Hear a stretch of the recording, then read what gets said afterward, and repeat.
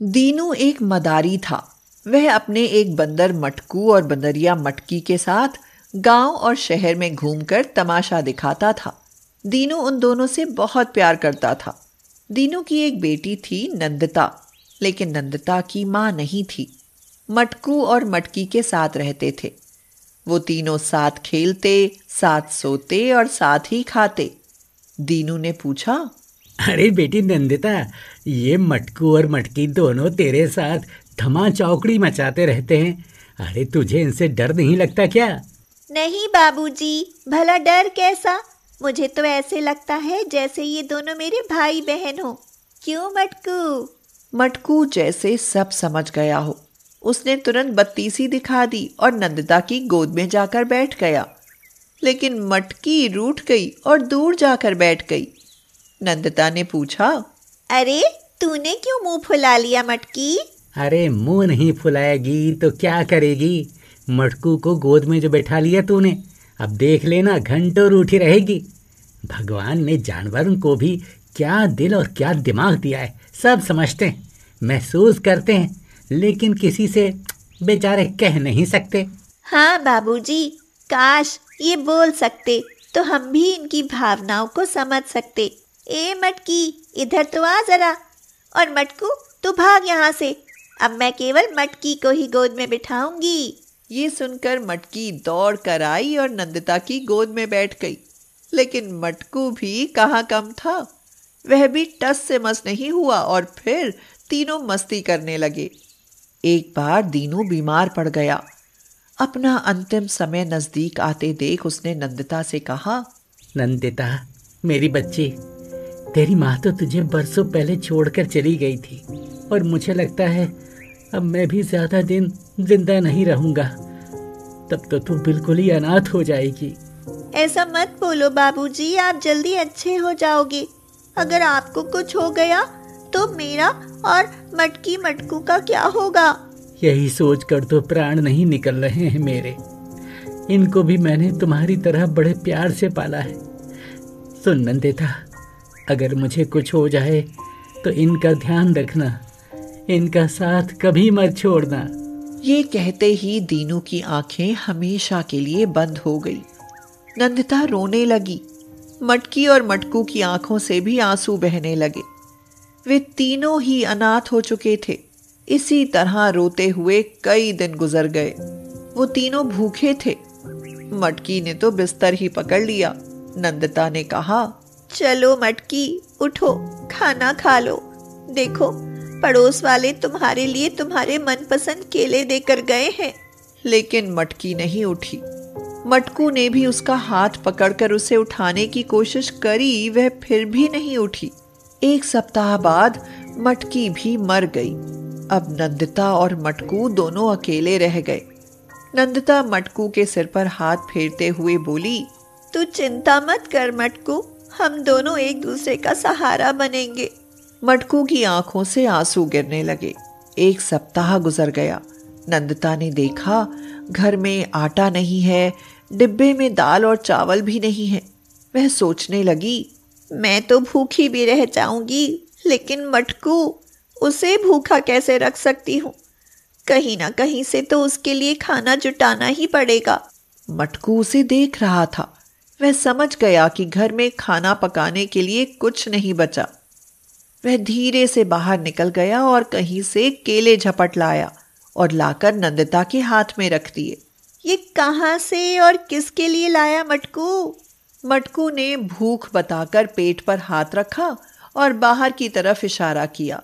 अच्छा, भूख लगी थी इसीलिए बाहर से किसी से छीन लाए। नहीं मटकू, ये सही नहीं है। हम मेहनत करेंगे और ईमानदारी से कमा कर खाएंगे।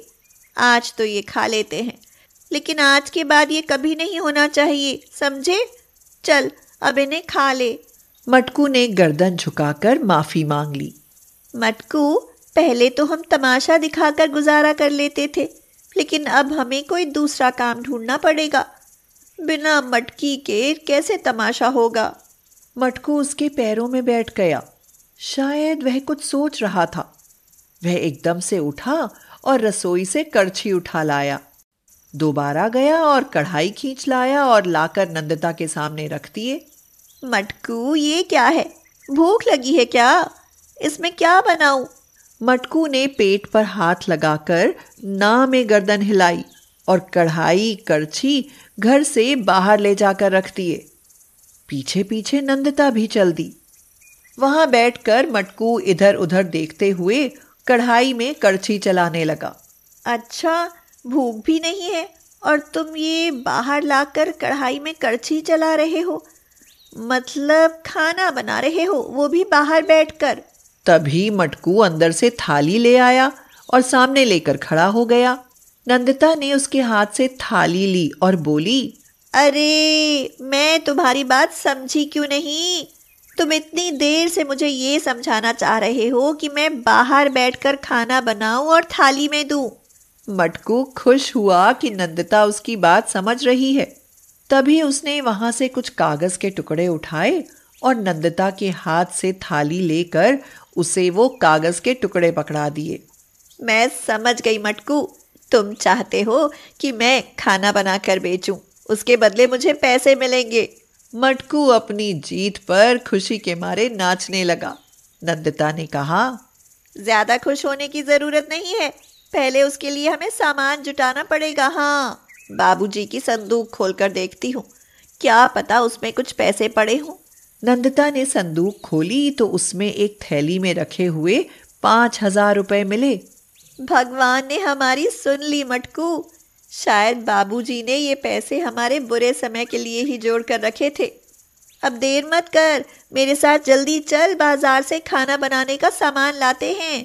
नंदिता खाना बनाना जानती थी क्योंकि जब वह 8 साल की थी तब से खाना बना रही है।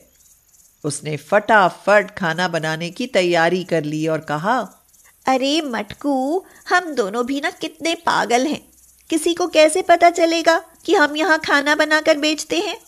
मैं अभी पड़ोस वाले दीपक भैया से एक बोर्ड बनवा कर लाती हूँ जिस पर लिखा होगा कि हमारे यहाँ सस्ता और स्वादिष्ट खाना मिलता है। नंदिता ने अब अपने घर के सामने बोर्ड लगा दिया और कुछ लोगों को आवाज लगाकर बुलाने लगी।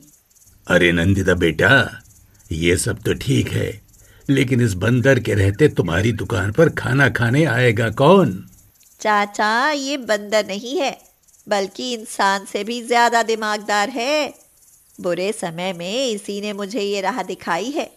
ये किसी से कुछ नहीं कहेगा। आप आइए तो सही और बताइए कि क्या खाओगे। मटकू चाचा के पैरों में सिर रखने लगा और फिर प्लेट उठाकर पड़ोसी चाचा को खाना देने लगा।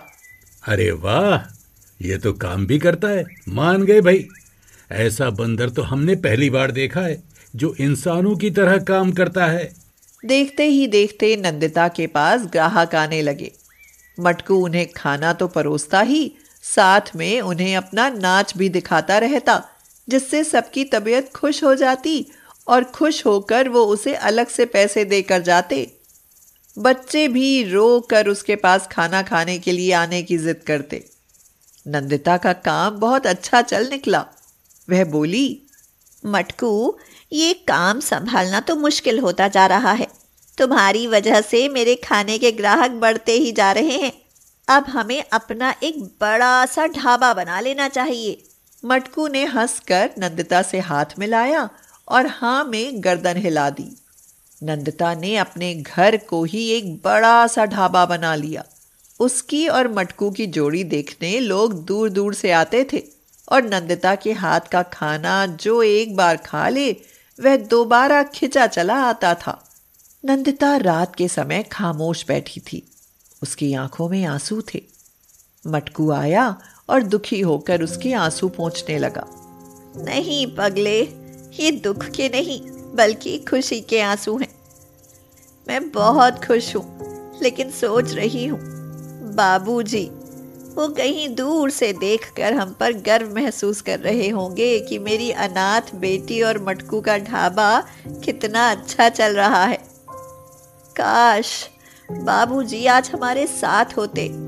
मटकू नंदिता का हाथ पकड़ खिड़की पर खींच कर ले गया और वहां से उसने चमकता हुआ तारा दिखाया। नंदिता उस तारे में अपने बाबूजी को देखकर मुस्कुराने लगी और कहने लगी, चल मटकू अंदर चल, कल सुबह ढाबे के खाने की तैयारी करनी है।